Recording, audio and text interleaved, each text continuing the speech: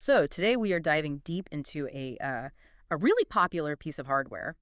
It's the Kingston Fury Beast 64 gig DDR5 kit. Yeah, the KF560C30BBEAK2-64. And our mission really is to look past the marketing. I mean, you see a $700 price tag, you see 6,000 MTs, CL30. Sweet spot, they call it. Exactly. But we're here to find out why that sweet spot is, causing some serious headaches for people who actually buy it. Right, because there's this huge conflict. You've got this premium price, these premium specs, but they're clashing with user reports of, well, sluggish performance and just a mess of configuration problems. And on paper, on paper, it's everything you could want. It's 64 gigs, 232 gig dual rank modules. It's rated for 6,000 MTs at CL30, AMD Expo certified. It should just fly.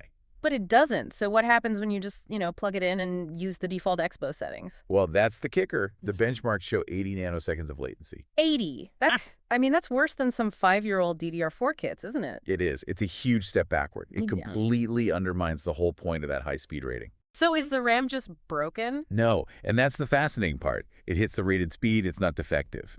But to get the low latency you need for good gaming performance, you have to do it manually. Meaning you have to be a BIOS expert? You have to dive into the BIOS, tweak the subtimings. It's a level of expertise that, frankly, the average person spending $700 on RAM just doesn't have. They expect it to just work. Okay, so beyond the performance tuning, are there other hidden issues? Like with just the basic plug-and-play experience. Let's talk Yeah. about the RGB. Oh, the RGB. That's It's absurd. So the non-RGB version of this kit is about $450. And the RGB version is $700. Right. So you're paying an extra $250 for the lights. For lights that I'm guessing don't work very well. Well, Kingston advertises support for ASUS, MSI, all the big motherboard software.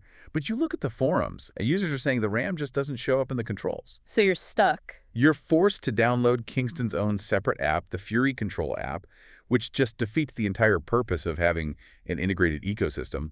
You pay $250 extra for a headache. And that's not even the worst of it. Tell me about this boot time patience test. Yeah, so modern DDR5 has to do this thing called memory retraining on startup. With a big 64 gig kit, this can take a while. We're talking reviewers seeing black screens for up to 5 minutes. 5 minutes, just a black screen waiting for your PC to start. That's unacceptable. It's completely unacceptable. Was there a fix for that? There is, but it's buried. You have to go deep into the BIOS right after you install it and enable a setting called Memory Context Restore. Which nobody is going to know to do. Right. But if you do, it saves the training data, and that multi-minute boot turns into just a few seconds. Without it, you're just waiting. Okay, so let's tie this all back to the value. You're paying $11 a gigabyte for a product that needs expert-level troubleshooting. Meanwhile, you can get Corsair Vengeance, or G-Skill, with the same exact specs for around $7 a gig. A similar Corsair kit is closer to $400, not $700. So what are you paying the extra $250 for? You're paying for RGB that doesn't sync properly, and a taller heat spreader that, well, offers zero actual cooling improvement. It's purely for looks. So the advice here is pretty clear. For $700, you deserve something that works perfectly right out of the box. Absolutely. You shouldn't have to become a BIOS detective. If you really need 64 gigs, maybe look at the non-RGB Fury Beast, or just go for Corsair Vengeance instead. So the big takeaway for you is this. Don't let the flashy marketing, the big speed number, or the RGB lights fool you.